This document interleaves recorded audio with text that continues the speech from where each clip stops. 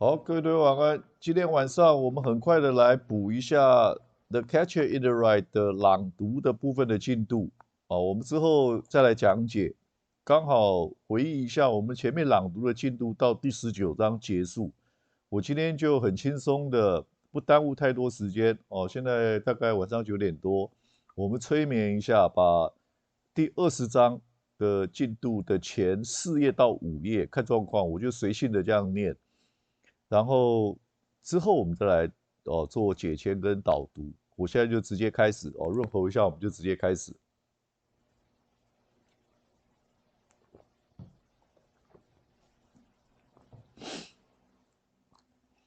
I kept sitting here, getting drunk and waiting for old Tina and Janet to come out and do their stuff.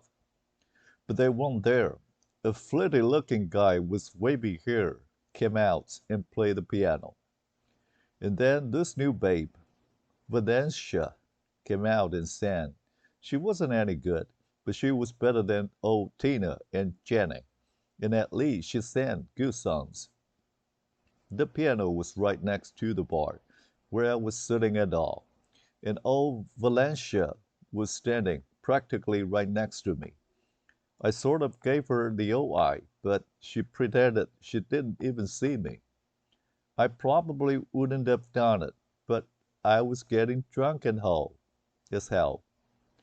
When she was finished, she beat it out of the room so fast. I didn't even get a chance to invite her to join me for a drink, so I called the head waiter over. I told him to ask old Valencia if she'd care to join me for a drink. He said he would, but he probably didn't even give her any message. People never give your message to anybody. Boy, I sat at the goddamn bar till around 1 o'clock or so, getting drunk as a bastard. I could hardly see straight. The one thing I did, though, I was careful as hell not to get boisterous or anything. I didn't want anybody to notice me or anything or ask how old I was. But boy, I could hardly see straight. When I was really drunk, I started that stupid business with the bullet in my guts again. I was the only guy at the bar with a bullet in their guts. I kept putting my hand under my jacket, on my stomach and all, to keep the blood from dripping all over the place. I didn't want anybody to know I was even wounded. I was concealing the fact that I was a wounded son of a bitch. Finally, what I felt like giving old Jan a buzz and see if she was home yet. So I paid my check and all. Then I left the bar and went out where the telephone were. I kept keeping my hand under my jacket to keep the blood from dripping. Boy, was I drunk. But when I got inside this phone booth, I wasn't much in the mood anymore to give old Jan a buzz. I was too drunk, I guess. So what I did, I gave old Sally Hayes a buzz. I had to dial about 20 numbers before I got to the right one. Boy, was I blind. Hello, I said. When somebody answered the goddamn phone, I sort of yelled at. I was so drunk. Who is this? This very cold lady's voice said. This is me, Holden Caulfield. Let me speak at Sally, please. Sally's asleep. This is Sally's grandmother. Where are you calling at this hour, Holden? Do you know what time it is? Yeah, want to talk. Sally, very important. Put it on. Sally's asleep, young man. Call her tomorrow. Good night. Wake her up. Wake her up. Hey, attaboy. Then there was a different voice. Hold it. This is me. It was old Sally. What's the big deal?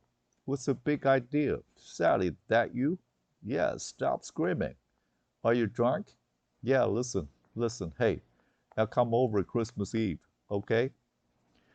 Trimmer got a tree for you. Okay. Hey, Sally. Yes, you're drunk. Go to bed now. Where are you? Who's with you? Sally, I'll come over and trim a tree for you. Okay? Okay, hey? Yes, go to bed now. Where are you? Who's with you? Nobody. Me, myself, and I. Boy, was I drunk? I was even still holding on to my guts. They got me. Rock's mob got me. You know that, Sally? You know that? I can't hear you. Go to bed now. I have to go. Call me tomorrow. Hey, Sally, you want me to trim a tree for you? You want me to, huh? Yes, good night. Go home and go to bed. She hung up on me. Good night, Sally, baby. Sally, sweetheart, darling. I said, can you imagine how drunk I was? I hung up too. Then I figured she probably just came home from a date. I pictured her out with salons and all somewhere, and that Andover jerk, all of them swimming around in a goddamn pot of tea and saying sophisticated stuff to each other and being charming and phony. I wish to God I hadn't even phoned her. When I'm drunk, I'm a madman. I stayed in the damn phone booth for quite a while. I kept holding on to the phone, sort of, so I wouldn't pass out. I wasn't feeling too marvelous, to tell you the truth. Finally, though, I came out and went in the men's room, staggering around like a moron, and filled one of the wash bowls with cold water. Then I dunked, then I dunked my head in it, right up to the ears. I didn't even bother to try it or anything. I just let the son of a bitch drip. Then I walked over to this radiator by the window and sat down on it. It was nice and warm. It felt good because I was shivering like a bastard. It's a funny thing. I always shiver like hell when I'm drunk. I didn't have anything else to do, so I kept sitting on the radiator and counting these little white squares on the floor. I was getting soaked. About a gallon of water was dripping down my neck, getting all over my collar and tie and all. But I didn't give a damn. I was too drunk to give a damn.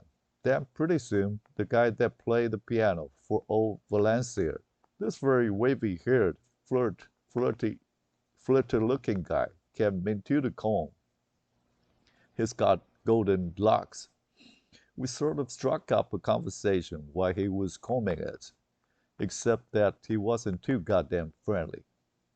Hey, you gotta see that Valencia, babe, when you go back in the bar? I asked him. It's highly probable, she said. Witty bastard. All I ever meet is witty bastards. Listen, give her my compliments. Ask her if that goddamn waiter gave her my message, will you? Why don't you go home, Mac? How old are you, anyway? 86, listen. Give her my compliments, okay? Why don't you go home, Mac? Not me, boy. You can play that goddamn piano. I told him. I was just flattering him. He played the piano stinking. If you want to know the truth, you ought to go on the radio, I said. Handsome chap like you. All those goddamn golden locks. You need a manager? Go home, Mac, like a good guy. Go home and hit a sack. No home to go to, no kidding. You need a manager? He didn't answer me. He just went out. He was all through combing his hair and patting it all and all, so he left. Like straight later, all these handsome guys are the same. When they're done combing their goddamn hair, they beat it on you. When I finally got them off the radiator and went out to the check room, I was crying and all. I don't know why, but I was. I guess it was because I was feeling so damn depressed and lonesome. Then when I went out to the check room, I couldn't find my goddamn check. The head check girl was very nice about it, though. She gave me my coat anyway, and my little Shirley Beans record. I still had it with me and all. I gave her $1 for being so nice, but she wouldn't take it. She kept telling me to go home and go to bed. I sort of tried to make a date with her for when she got through working, but she wouldn't do it.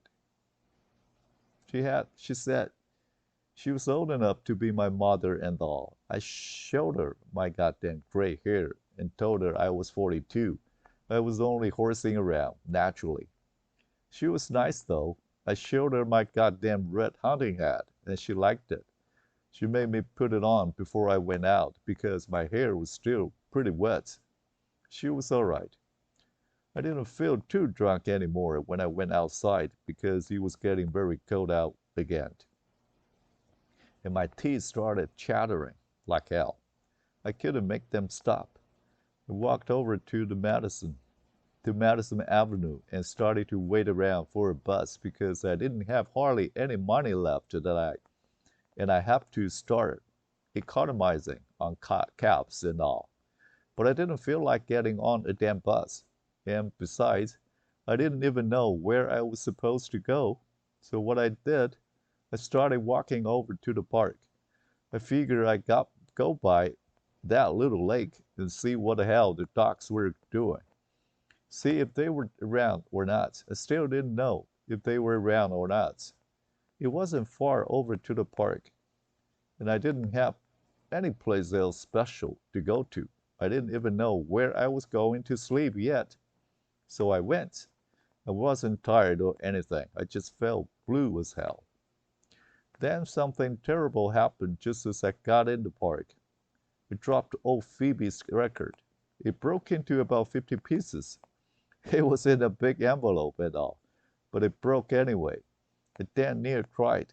It made me feel so terrible. But all I did was I took the pieces out of the envelope and put them in my coat pocket. They weren't any good for anything, but I didn't feel like just throwing them away. Then I went in the park. Boy, was it dark. 好，我看看我念了几页，我停在200页的第一段，第一句，1页、2页、3页、4页、5页、6页，6页，比原先预估的多了一页。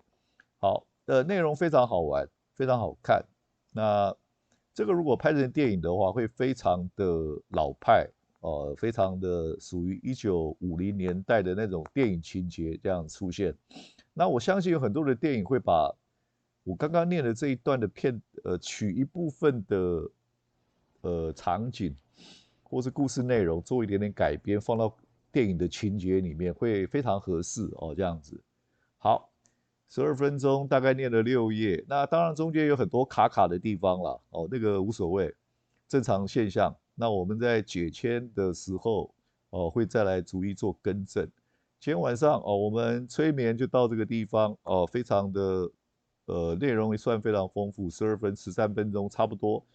感谢各位同学晚安。连续假期也快结束了要上班了大家可以早点就寝，我们就催眠到这个地方。感谢同学晚安，明天见。